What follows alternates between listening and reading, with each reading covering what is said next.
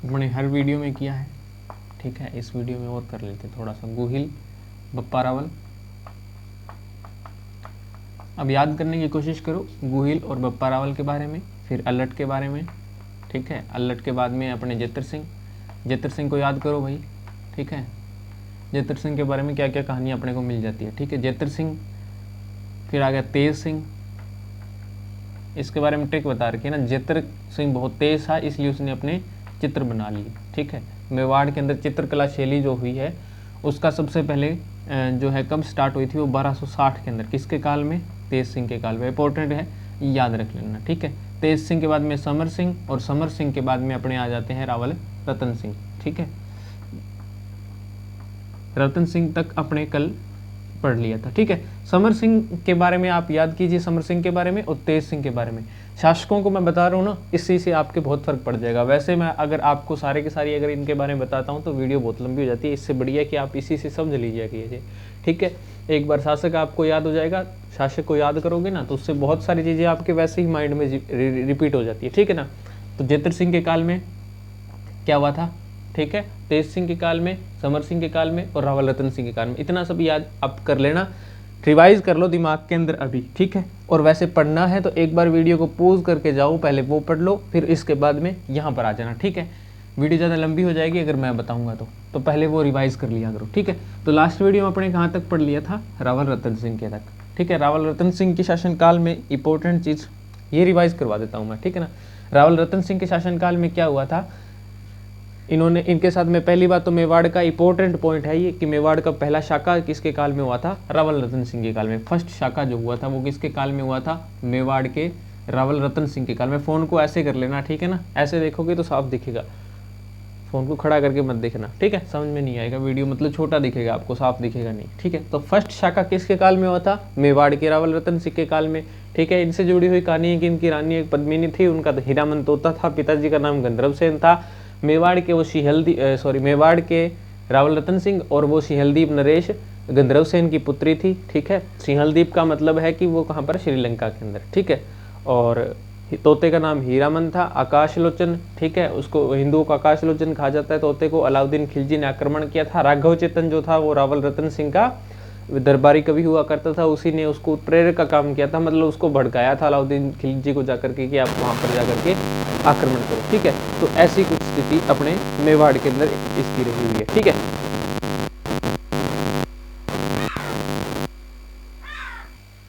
तो यहाँ तक अपने बात कर ली थी, ठीक है।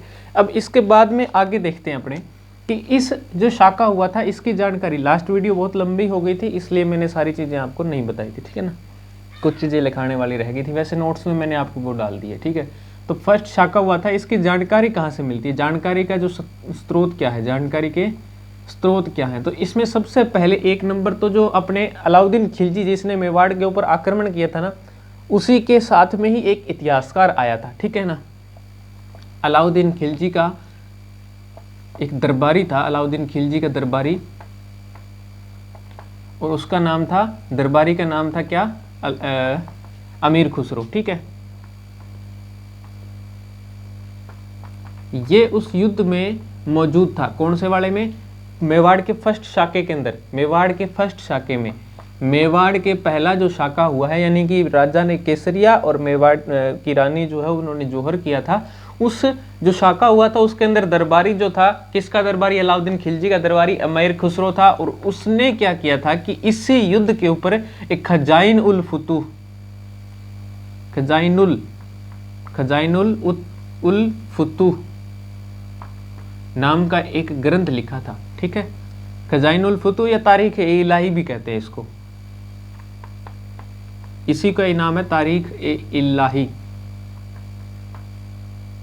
वो इल्लल्लाही है लेकिन अब वो अल्लाही कर दिया किताब वालों ने, ठीक है ना, अलग अलग करते करते वो इल्लल्लाही है, तारीख है इल्लल्लाही। इल्लल्लाही आपको ने बहुत बार सुना होगा, नमाज पढ़ते हैं ना तो उस टाइम पे अपने मुसलमान भाई नमाज पढ़ते हैं तो उसने अपने उस टाइम पे आपने इल्लल्लाही सुना होगा, उसी से नाम बदल करके इल्लल्लाही से छोटा होता है अल्लाही बन गया, ठीक है ना। तो खजाइनुल फुतूह या तारीख ए अल्लाही इल्लल्लाही, इसमें मेवाड़ के फर्स्ट शाखे का वर्णन अपने को मिलता है, ठीक है। पहला पॉइंट तो ये हो गया, ठीक है। और दूसरा अपने शेरशाह सूरी,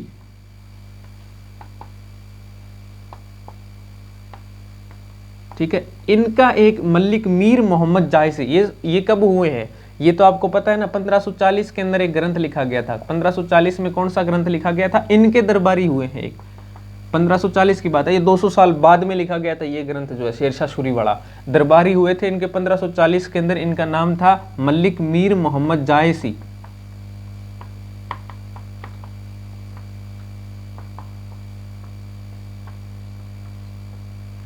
ठीक है। और इस मलिक मीर मोहम्मद जायसी ने एक पद्मावत नाम का एक ग्रंथ लिखा था, और इससे भी मेवाड़ के फर्स्ट शाखे की जानकारी और रानी की और वो सब कहानियां हैं जो वो अपने को एक तो यहाँ से मिलती है और एक यहाँ से मिलती है। ठीक है, ये सब चीज़ें शायद मैंने लास्ट वीडियो में आपको नहीं बताई थी, अगर आपने नोट नहीं किए तो इसके साथ में ही नोट कर लेना। ठीक है, उसी के आगे। ठीक है, अब ये चीज़ पूरी क्लियर हो गई। खजाइन उल फुतूह किसने लिखी थी, अमीर खुसरो ने लिखी थी। दरबारी किसका था, ये अलाउद्दीन खिलजी का था। मेवाड़ के इसमें फर्स्ट शाखे की जानकारी मिलती है। शेरशाह सूरी का दरबारी था एक मलिक मीर मोहम्मद जायसी, उसने ग्रंथ लिखा था पद्मावत, और 1540 के अंदर लिखा था, 200 साल बाद में लिखा गया था। ये हुआ कब था मेवाड़ का फर्स्ट शाखा, 1301 ईस्वी में, 26 अगस्त के दिन। ठीक है ना, 26 अगस्त को हुआ था 1301 ईस्वी के अंदर, 1301 ईस्वी के अंदर। तो तब की कहानी लिखी थी इसने 1540 में। ठीक है, लेकिन ठीक है लिखी है, इस बात को अपने याद रख लेना है। ठीक है ना, अभी अपने इससे आगे की बात करते हैं, वीडियो बहुत ज़्यादा लंबी ना हो जाए, इसके लिए मैं आपको कुछ ज़्यादा नहीं बताऊंगा बोल बोल करके। ठीक है ना, तो अब अपने बात करते हैं आगे की। देखिए, अब अपने मेवाड़ के फर्स्ट शाखा हो चुका है कंप्लीट। मेवाड़ के फर्स्ट शाखे में क्या हुआ था कि जो रावल रतन सिंह थे, रावल रतन सिंह से अलाउद्दीन खिलजी दिल्ली का शासक, रावल रतन सिंह मेवाड़ के शासक, उनसे उन्होंने अलाउद्दीन खिलजी ने मेवाड़ का जो शासन छीन लिया, और वहां पर किसको बैठा दिया था, ये आपका मेवाड़ है, और मेवाड़ पर यहाँ पर बैठा दिया किसको, खिजर खां को। किसको, खिजर खां। खिजर खां कौन है, खिजर खां है अलाउद्दीन खिलजी का पुत्र। खिजर खां कौन है, अलाउद्दीन खिलजी का पुत्र है, अलाउद्दीन खिलजी का पुत्र है। बात है 1301 ईस्वी की, कब की, 1301 ईस्वी की। लेकिन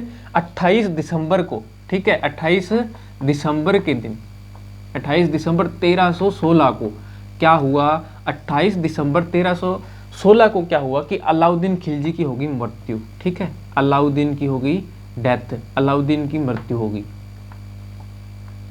जैसे ही अलाउद्दीन की मृत्यु हो जाएगी, अलाउद्दीन की मृत्यु होगी तो उसके बेटे और जो भी उसके जितने भी क्षेत्र में उसने अपने दीवान छोड़ रखे थे, वो एक बार उसके घर वालों से मिलने जाएंगे कि नहीं जाएंगे।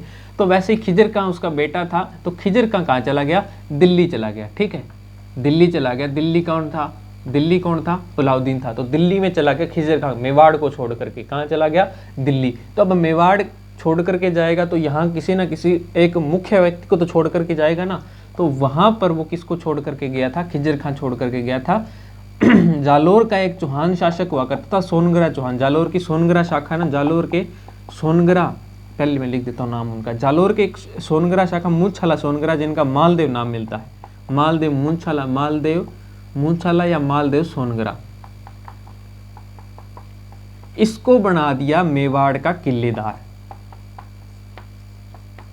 किसने, खिजर खां ने मेवाड़ का किलेदार बना दिया, क्योंकि ये जो जालोर वाला क्षेत्र था ना, ये भी किसके अंडर में आ रहा था, दिल्ली के अलाउद्दीन खिलजी के अंडर में आता था। दीवान हुआ करते थे ये भी इसके, मालदेव सोनगरा, और किलेदार हुआ करते थे जालोर के। ठीक है ना, कौन, ये मालदेव। तो मालदेव को अब खिजर खां ने कहाँ रख दिया है, कहाँ छोड़ दिया है, मेवाड़ का किलेदार बना दिया है। ठीक है, बात कब की कर रहा हूं मैं, 1316 की बात कर रहा हूं मैं, 1316 की बात कर रहा हूं मैं। ठीक है, इसके बाद में क्या होता है कि अब मेवाड़ में सबसे पहले लास्ट बात मैंने एक और बताई थी कि मेवाड़ के अंदर, मेवाड़ में क्या है कि रावल शाखा का अंतिम शासक, मेवाड़ में रावल शाखा का अंतिम शासक, रावल शाखा का अंतिम शासक कौन था, अंतिम शासक कौन था, अंतिम शासक था अपने रावल रतन सिंह। कौन था, रतन सिंह था।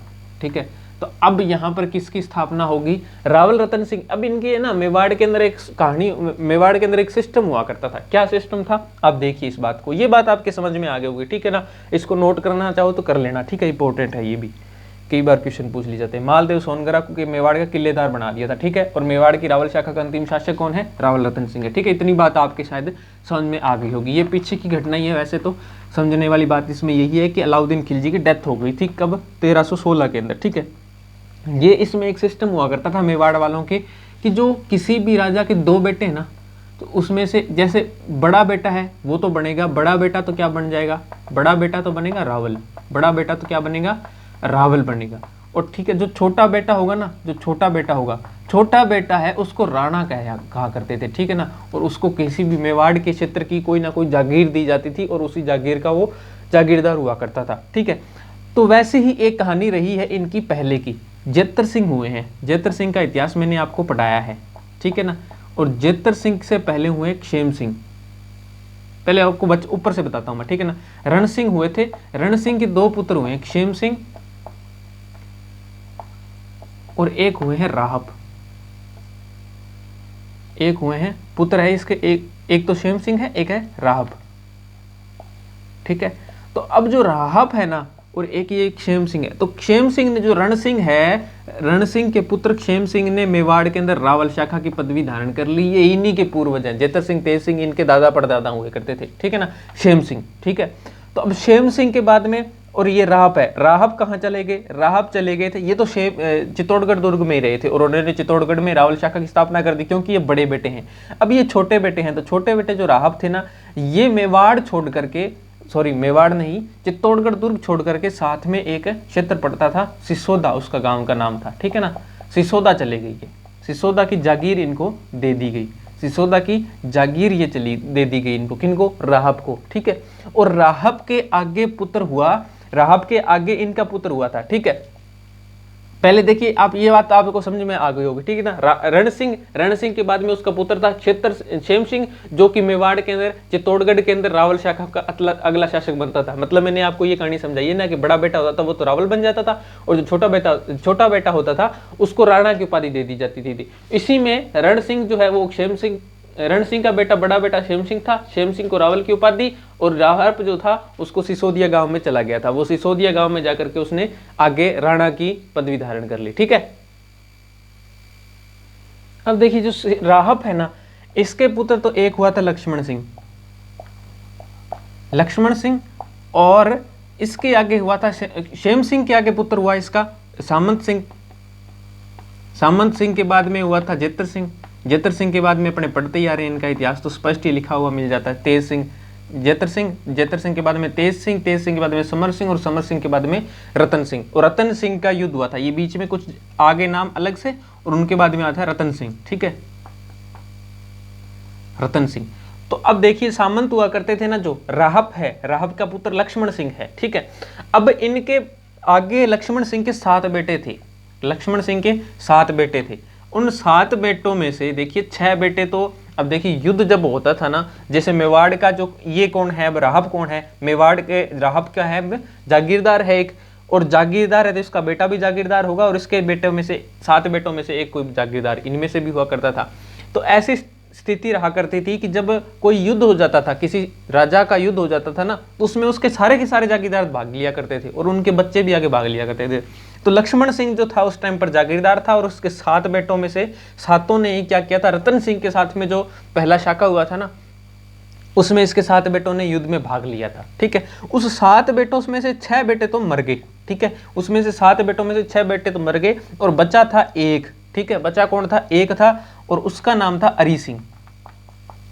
बचपन में उसका नाम अरी सिंह था, बाद में उसका नाम अजय सिंह बन गया, ठीक है, अजय सिंह, राणा अजय सिंह। राणा तो मैंने आपको बता दिया ना, छोटे बेटे हुआ करते थे वो राणा की उपाधि धारण किया करते थे, और बड़े बेटे जो रावल की उपाधि धारण किया करते थे, ठीक है। ये स्थिति रही है। क्षेम सिंह, सामंत सिंह, जेतर सिंह के बाद तेज सिंह के बाद समर सिंह के बाद में अपने रावल रतन सिंह हुए हैं। और यहाँ पर यहाँ तक बात देखिए। अब देखिए इस पे से एक पॉइंट क्वेश्चन निकल के आ रहा है, सबसे इंपॉर्टेंट क्वेश्चन है। अब मैं साफ कर रहा हूँ, ठीक है, समझाने के लिए था ये सब तो, ठीक है। तो मैंने आपको यहाँ पर बात बताई कि जो राहब था वो क्षेम सिंह का भाई और रण सिंह का पुत्र था, तो वो कहाँ पर चला गया था, सिसोदा गांव के अंदर चला गया था। ये पुरानी बात है, ठीक है, जेतर सिंह और तेज सिंह से पहले की बात है, ठीक है। तो अब ये जो राहब था ना, राहब चला गया था सिसोदा गांव में, ठीक है, राहब चला गया सिसोदा गांव के अंदर। जैसे ही राहब से ये चला गया, राहब चला गया सिसोदा गांव के अंदर, तो इसके आगे क्या लग गया, पहली बात तो इसके आगे लग गई राणा की उपाधि, ठीक है, पहली बात तो राणा की उपाधि लग गई। दूसरी बात इसका पुत्र लक्ष्मण हुआ, लक्ष्मण। तो इसके आगे जो लक्ष्मण सिंह था ना, लक्ष्मण सिंह के आगे एक बात देखिए, अभी भी चलता है अपने, जैसे कोई भी क्षेत्र है तो उस क्षेत्र का कोई भी व्यक्ति होता है, उसके नाम के आगे उसका गांव का नाम भी लगा दिया जाता है। जैसे आजकल तो ये फेमस हो रखा है ना, फेमस हो रखा है कैसे, जैसे आपने किसी भी कोई भी व्यक्ति का नाम सुना होगा, उसके आगे उसके गांव का नाम लग जाता है, पहले उसके गांव का नाम, फिर उसका, जैसे कि मेरा नाम है अजय है तो मैं अपने गांव का नाम आगे लगा दूंगा, ठीक है, पहले गांव का नाम फिर मेरा नाम, ठीक है। तो इसी ऐसा ही इनके साथ में हुआ था। क्या हुआ था कि जब भी ये मेवाड़ में जाया करते तो इनको बोलते थे कि सिसोदिया आगे, सिसोदिया आगे। सिसोदिया का मतलब कि सिसोदिया गांव में रहा करते थे, सिसोदा गांव था, इसी वजह से मेवाड़ वाले इनको बोलते थे कि सिसोदिया आगे, ठीक है। तो इनके साथ में क्या जुड़ गया अब, सिसोदिया, लक्ष्मण सिंह सिसोदिया, ठीक है, यानी कि गांव का नाम इनके साथ में जुड़ गया लक्ष्मण सिंह के। और इनका पुत्र ही हुआ था अरी सिंह, अरी सिंह का ही पुत्र था, अरी सिंह या अजय सिंह, ठीक है, अरी सिंह का पुत्र हुआ था हमीर, ठीक है, हमीर सिंह, और इन्हीं को ये लगाने क्या लगे, राणा आगे नाम के, ठीक है। तो इस प्रकार से ये है जो राणा हमीर है वो मेवाड़ के उद्धारक बनेंगे, वो पूरी की पूरी कहानी अपने आगे पढ़ते हैं। आपके, मुझे आशा है कि आपके यहाँ तक समझ में आ गया होगा, ठीक है ना। राणा हमीर है, इनके बारे में अपने आगे की स्टोरी पढ़ते हैं, ठीक है। इनका जो शासनकाल है वो सभी अपन पूरा भी कर लेते हैं, ठीक है ना। देखिए यहां तक आपके समझ में आ गया। तो राणा जो हमीर है इन्होंने ही मेवाड़ का उद्धार किया था। कैसे, क्योंकि देखिए मेवाड़ के अंदर फिलहाल कौन बैठा हुआ है, मेवाड़ के अंदर जो है 1326 की बात कर रहा हूं मैं। 1326 में क्या है, मेवाड़ के अंदर 1326 में, 1316 में उसकी डेथ हो गई है, और यहाँ पर है मुंछाला सोनगरा मालदेव, ठीक है, मालदेव सोनगरा, ठीक है, मालदेव सोनगरा। अब मालदेव सोनगरा बूढ़ा हो गया है एकदम, तो इसने अपने बेटे, जिसको कि कई जगह पर तो नाम रणकपुर, अब देखिए मैं एक चीज लिखवा रहा हूं आपको यहाँ पर, इसका बेटा बनवीर भी नाम मिलता है एक जगह, बनवीर, और एक जगह इसका नाम मिलता है जैसा, ठीक है।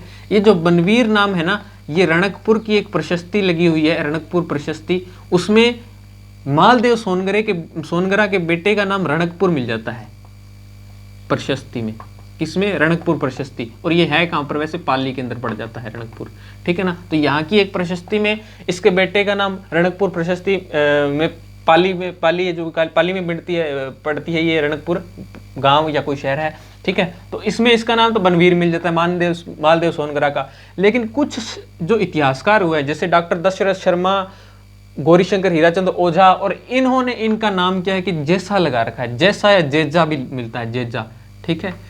तो आप याद रख लेना, कई बार एग्जाम में ये क्वेश्चन आ जाता है। तो जैसा, जैजा और बनवीर सोनगरा, ये सभी किसके, मालदेव सोनगरा के बेटे का नाम है, ठीक है ना। तो अभी 1326 की स्थिति ये है कि मालदेव बूढ़ा हो चुका है, और वो तो अलाउद्दीन खिलजी का खिजर खां तो चला है। 1326 के अंदर वैसे ना यहाँ पर अभी कहाँ ये तुगलक वंश की स्थापना हो चुकी है, ठीक है, 1300 ईस्वी 26 के टाइम पे यहाँ पर मोहम्मद बिन तुगलक है जो दिल्ली की सल्तनत का शासक है, ठीक है ना। अभी यहाँ पर अलाउद्दीन खिलजी यानी कि खिलजी वंश का जो है सर्वनाश हो चुका है दिल्ली सल्तनत से, और यहाँ पर अब किसकी स्थापना हो चुकी है, 1326 के लगभग में। यहाँ पर अब फिलहाल है जो मोहम्मद बिन तुगलक, और मोहम्मद बिन तुगलक यानी तुगलक वंश की दिल्ली में स्थापना हो चुकी है। तुगलक वंश है जो कि दिल्ली का शासक रह रहा है, अभी दिल्ली का शासन कर रहा है, ठीक है ना। तो अभी इस टाइम पर राणा हमीर जो सिसोदिया थे, इन्होंने क्या किया, बहुत सारे आक्रमण किए थे, कहाँ पर, मेवाड़ के ऊपर। लेकिन मेवाड़ में वो राणा हमीर है जो आक्रमण से, मालदेव सोनगरा देखिए अभी मेवाड़ की रेवेन्यू इतनी सारी जनरेट हो रही है, कुछ पैसा भी है, तो सैनिक भी होंगे इनके पास में, तो इनको हराना इतना आसान काम नहीं है, ठीक है। तो बनवीर को ये नहीं हरा पाए, ठीक है, बहुत सारे आक्रमण किए लेकिन बनवीर को नहीं हरा पाए। तो इसीलिए इन्होंने क्या किया, इनके जो सैनिक थे इन्होंने भी इनका साथ छोड़ दिया। तो ये बोले कि चलो छोड़ो अपने, और अपने क्या करते हैं, द्वारिका, यहाँ से द्वारिका दर्शन करने चले जाते हैं, एक बार यहाँ पर आशीर्वाद लेके आएंगे भगवान का, फिर से दोबारा से आक्रमण करेंगे और फिर मेवाड़ को जीतेंगे अपने। तो जैसे ही ये जा रहे थे ना यहाँ से वापिस, हमीर जो है, राणा हमीर हैं, वो वहां से मेवाड़ से आक्रमण को छोड़ करके जा रहे थे। तो बीच में एक दिन इन्होंने कहीं पर डेरा डाल लिया गुजरात के अंदर। गुजरात में खोड़ नाम का एक गांव पड़ जाता है, चारणों का, ठीक है, चारण जाति के लोगों का गांव था खोड़, उस गांव का नाम था, ठीक है ना, खोड़ गांव था एक। उस गांव में जाकर के एक दिन इन्होंने डेरा डाला, कुछ दिनों के लिए रुके थे वहां पर, ठीक है, रास्ते में ही थे। तो वहां पर क्या है कि एक देवी रहा करती थी, ठीक है, ठीक है, और उनको हिंगलाज माता का जो है, हिंगलाज माता का अवतार माना जाता था, हिंगलाज माता का अवतार माना जाता था।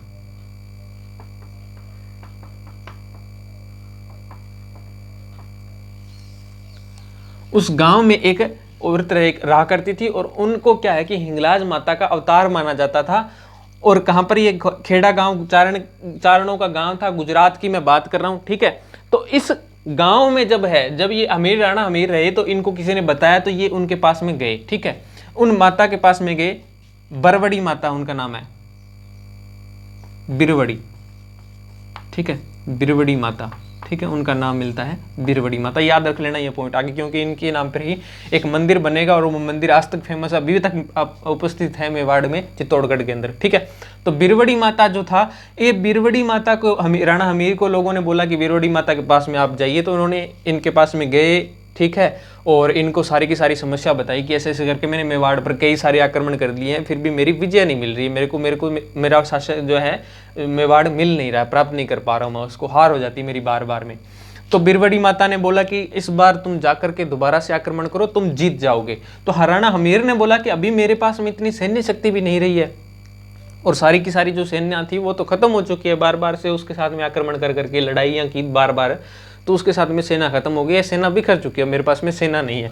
तो बिरवड़ी माता ने बोला था, उनके पास में ना एक कोई, अब देखिए माता है, हिंगलाज माता का अवतार मान रहे थे, इनके साथ में बहुत सारे अमीर और गरीब सभी प्रकार के लोग आते जाते रहते थे। तो इन्हीं के पास में ना एक घोड़ों का एक व्यापारी आया करता था,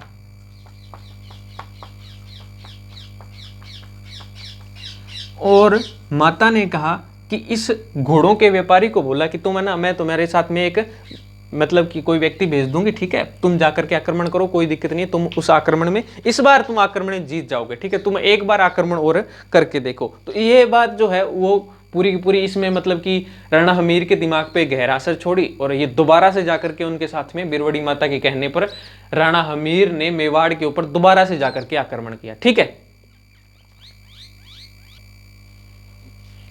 तो अभी इसको एक बार मैं साफ कर लेता हूँ दोबारा से, अपने ये उतारना चाहो तो आप उतार लेना, वैसे इनमें इंपॉर्टेंट यही है, एक बिरवड़ी माता है, ठीक है, क्योंकि इन्हीं के नाम पर आगे अन्नपूर्णा माता का जो मंदिर बना हुआ है आज भी, वो बिरवड़ी माता का ही है, ठीक है, बिरवड़ी माता के नाम पर ही अन्नपूर्णा माता का मंदिर बनवाया था राणा हमीर ने, ठीक है, इसलिए इसको मैंने पूरी कहानी को बताया है आपको, ठीक है। और क्या रह गया इसके अंदर, यही है बस, ठीक है। हिंगलाज माता का अवतार माना जाता है, बिरवड़ी माता थी। रणकपुर प्रशस्ति में बनवीर को इसमें मालदेव सोनगरा के बेटे को बनवीर नाम दिया गया, 1326 ईस्वी की बात है। जैसा और जेजा दो नाम इसके और भी मिल जाते हैं, डॉक्टर दर्शन शर्मा, ये सब मैं नोट्स में पूरे पूरे पॉइंट बना करके आपको डाल दूंगा, ठीक है ना। बस से आपको याद रखने वाली जो इंपॉर्टेंट बातें थी वो मैंने बता दी, ठीक है। इस प्रकार से क्या हुआ था कि इन्होंने दोबारा से जाकर के मेवाड़ पर आक्रमण किया था, और उस टाइम पर मेवाड़ के अंदर कौन था, मेवाड़ के अंदर था अपने जेजा, या जिसका नाम जैसा भी मिलता है, और बनवीर सोनगरा। तो बनवीर सोनगरा को गलत लिख दिया भाई, बनवीर सोनगरा मेवाड़ के अंदर, ठीक है। तो ये है राणा हमीर। राणा हमीर ने क्या किया, बनवीर सोनगरा पर आक्रमण किया, ठीक है, और बनवीर सोनगरा को मार डाला, यानी कि यहां से हटा दिया, और खुद है जो मेवाड़ से शासन है जो वहां पर ले लिया। और जैसे इन्होंने हराया तो इनको मालदेव सोनगरा ने अपनी पुत्री यानी बनवीर सोनगरा की बहन की शादी भी राणा हमीर से कर दी थी, यानी कि मेवाड़ के अंदर अब किसका शासन हो चुका है, मेवाड़ पर शासन हो चुका है राणा हमीर का,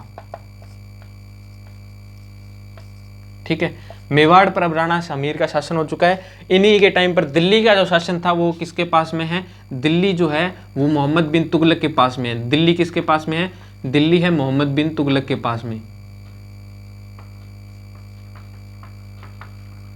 MBT शॉर्ट फॉर्म में लिख देता हूं आपको, मोहम्मद बिन तुगलक, MBT, मोहम्मद बिन तुगलक। ये MBT ने एक बार आक्रमण किया था, किस पर, ये इनके मैं युद्ध अभियान के बारे में बता रहा हूं, ठीक है ना, ये याद रख लेना। एक आक्रमण किया था MBT ने, मोहम्मद बिन तुगलक ने। इनके मेवाड़ के अंदर स्थापना हो जाने के बाद में, इनका शासन स्थापना हो जाने के बाद में MBT ने, मोहम्मद बिन तुगलक ने आक्रमण किया था, और उस आक्रमण का क्या कहा जाता है, उस आक्रमण पे एक युद्ध हुआ था जिसे सिंघोली का युद्ध बोला जाता है, ठीक है ना। कौन सा युद्ध है, सिंघोली का युद्ध। ये MBT एक बहुत ही बड़ा अच्छा अकबर का अग्रगामी कहा जाता है, बहुत ही अच्छा शासक रहा है, एक अपने टाइम का बहुत ही विद्वान शासक था। कहते हैं कि पूरे मतलब उस टाइम तक तो सबसे ज़्यादा पढ़ा लिखा अगर कोई शासक हुआ करता था मोहम्मद बिन तुगलक ही था, लेकिन पढ़ा लिखा अनपढ़ था, पागल इंसान था। इसने बहुत सारे, क्योंकि पढ़ा लिखा इंसान शासन नहीं कर पाता है, ठीक है ना, पॉलिटिक्स नहीं कर पाएगा। वो पढ़ा लिखा सिर्फ राय दे सकता है, अच्छी राय मिल सकती है, लेकिन शासन करना पढ़े लिखे इंसान के लिए इतना मतलब पॉसिबल नहीं होता है। तो ये शासन अच्छा नहीं कर पाया था, लेकिन पढ़ा लिखा और विद्वान था, इसीलिए इसने आक्रमण किया था। और सिंगोली के युद्ध में क्या है कि इसकी हार हो गई, किसकी? मोहम्मद बिन तुगलक, क्योंकि मोहम्मद बिन तुगलक खुद तो आया नहीं था ना, राणा हमीर आया था। तो राणा हमीर के इसमें युद्ध में जीत हो गई थी, राणा हमीर की जीत हो गई थी इस युद्ध में, सिंगोली के युद्ध में, ठीक है। मोहम्मद बिन तुगलक को हरा दिया था राणा हमीर ने, ठीक है। इस प्रकार से यहाँ पर एक पूर्ण सत्ता का स्थापना कर चुके थे राणा हमीर। और आगे ये जो इन्हीं के जो शासक है ना, इन्हीं के शासक आज तक भी मेवाड़ के अंदर रह रहे हैं, ठीक है ना, राणा हमीर। और इनके आगे क्या लग गया था, अब सिसोदिया शाखा से, मतलब सिसोदा गांव में जाने से राणा हमीर सिसोदिया हो गए थे, ठीक है। तो यहाँ से मेवाड़ के अंदर सिसोदिया शाखा की स्थापना किसने की है? मेवाड़ के अंदर। अच्छा, ये 1 पॉइंट 2 पॉइंट मैंने लिखवाने भूल गया हूँ, याद दोबारा से लिख लीजिए आप, कि सिसोदा शाखा की स्थापना किसने की थी? सिसोदिया शाखा के संस्थापक, सिसोदिया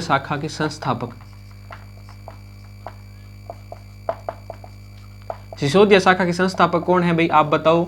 सिसोदिया शाखा के संस्थापक, सिसोदिया शाखा के संस्थापक है वो तो है राहप। कौन है?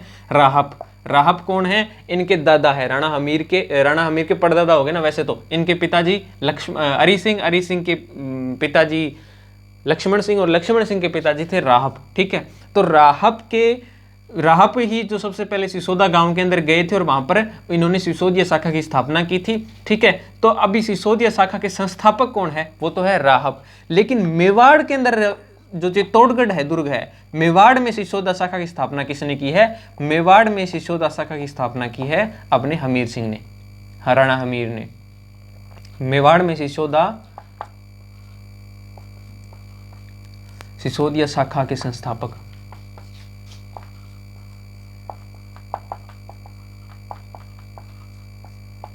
मेवाड़ में सिसोदिया शाखा के संस्थापक कौन है? अपने राणा हमीर है, ठीक है। इस प्रकार से ये पॉइंट हो गया एक। और इनके बारे में ये सब मैंने आपको कहानी बता दी है। युद्ध अभियान हो गए, सबसे पहले बनवीर सोनगरा को मार दिया इन्होंने, ठीक है। और वहां से मेवाड़ के अंदर खुद की सत्ता की स्थापना कर ली। और वहां उसके बाद में मेवाड़ MBT यानी कि मोहम्मद बिन तुगलक का दिल्ली का शासक जो रहा है 1526 से 59 तक, उसने भी एक बार आक्रमण किया था राणा हमीर के ऊपर। और इस आक्रमण में सिंगोली का युद्ध हुआ, कहते हैं इसको सिंगोली का युद्ध है। जो सिंगोली जो है मध्य प्रदेश के अंदर पड़ जाता है अपना, है ना, सिंगोली क्षेत्र है वो मध्य प्रदेश के अंदर पड़ जाता है। देखिए मध्य प्रदेश का यानी कि ये जो राजस्थान है अपना, राजस्थान के क्षेत्र, ये गुजरात है। तो ये इतना जो क्षेत्र है ये किसके साथ में? मध्य प्रदेश के साथ में लगता है। और यहाँ से लेकर यहाँ तक का क्षेत्र गुजरात के साथ में, ये उत्तर प्रदेश के साथ में, ठीक है, हरियाणा के साथ में, इस प्रकार से ये लगता है क्षेत्र अपने। तो ये इस क्षेत्र का जो था, यहाँ पर भी शासन किसका था? ये राणा हमीर का ही हुआ करता था। आधे गुजरात, आधे MP तक ले रखा था, गुजरात तक को भी ले रखा था कुछ हिस्से को। तो इस प्रकार से सिंगोली का युद्ध कहाँ पर पड़ता है? मध्य प्रदेश में पड़ता है, सिंगोली नाम का स्थान है जो। और यहाँ पर इन्होंने ये युद्ध हुआ था सिंगोली का युद्ध, और उसमें राणा हमीर की जीत हो गई थी, ठीक है। ये बात भी अपने पॉइंट पढ़ चुके हैं। यहाँ तक ये इनके युद्ध अभियान हो गए। और इसके साथ में अभी अपने बात कर लेते हैं इनके जो भी उपाधियां मिलती है इनकी, ठीक है ना। देखिए उपाधियां जो है वो अलग अलग शासकों ने इनको, क्योंकि देखिए विकट परिस्थितियां थी। मेवाड़ जो है पूरा का पूरा ये रावल शाखा कह लीजिए, रावल के वंशज, ये गुहिल के वंशजों के हाथों से निकल चुका था। लेकिन जो राणा हमीर हुए हैं इन्होंने क्या किया था कि मेवाड़ को पुनः उद्धार किया था, मुसलमानों से छुड़वा करके दोबारा वहाँ पर जो है अपने वंश की स्थापना की थी। मेवाड़ का जो गुहिल वंश है उसकी के रावल शाखा से सिसोदिया शाखा की जो स्थापना की थी वो किसने की थी? राणा हमीर ने की थी। तो राणा हमीर को विकट परिस्थितियों में जो एक सिंह के समान बताया गया है। ये किसने कहा था कि कुंभलगढ़ प्रशस्ति की एक रचना हुई थी, कुंभलगढ़ प्रशस्ति महाराणा कुंभा के द्वारा। अब राणा कुंभा कौन है ये आप सोचोगे ना, तो राणा कुंभा, देखिए राणा हमीर के बाद में इन्हीं के आगे जो वंशज होंगे एक राणा कुंभा होंगे, ठीक है। राणा हमीर, उनके बाद में क्षेम सिंह, और उसके बाद में लाखा, और लाखा के पोते हुए थे राणा कुंभा, ठीक है। इतनी पीढ़ी बाद में तो इन्होंने क्या किया था, एक रसिक प्रिया की टीका लिखी थी, ठीक है। रसिक प्रिया की टीका, रसिक प्रिया की टीका। टीका का मतलब है कि कोई भी जो बड़ा ग्रंथ होता है ना उस पर एक छोटी छोटी, जैसे कि अपने बहुत ही इतिहासकारों ने, डॉक्टर दशरथ शर्मा हो गए, गौरीशंकर हीराचंद ओझा हो गए, कर्नल जेम्स टोड हो गए, और पता नहीं कितने इतिहासकारों की बुक में से अपने किताब की एक राजस्थान अध्ययन की छोटी सी बुक बना रखी है अपने है ना। तो उसी प्रकार से रसिकप्रिया की जो टीका है ना, ये लिखी गई थी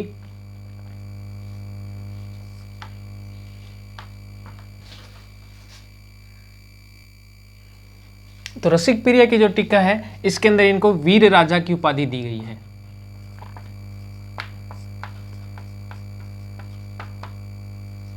ठीक है, इनको वीर राजा की उपाधि दी गई। देखिए रसिकप्रिया की टीका वो किस पे, ग्रंथ नहीं लिखवाया था ना मैंने, रसिकप्रिया की टीका जयदेव के गीत गोविंद पर लिखी गई है, जयदेव के गीत गोविंद पर।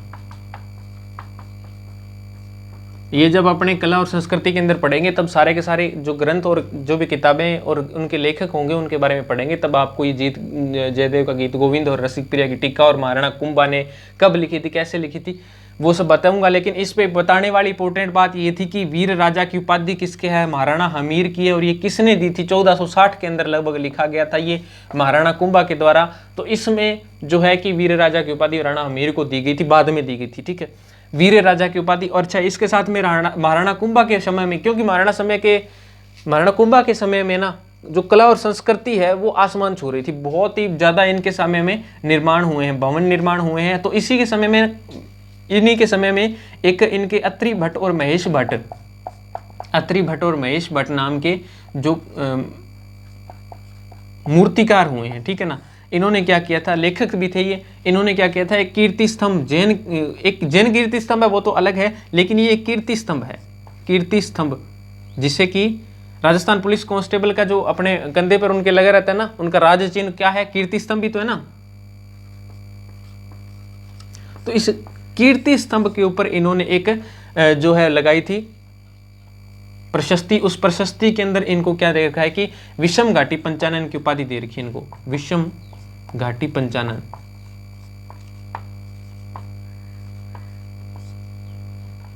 विषम इस प्रकार से ना, विषम घाटी पंचानन की उपाधि मिलती है इनकी, यानी कि युद्ध में सिंह के समान।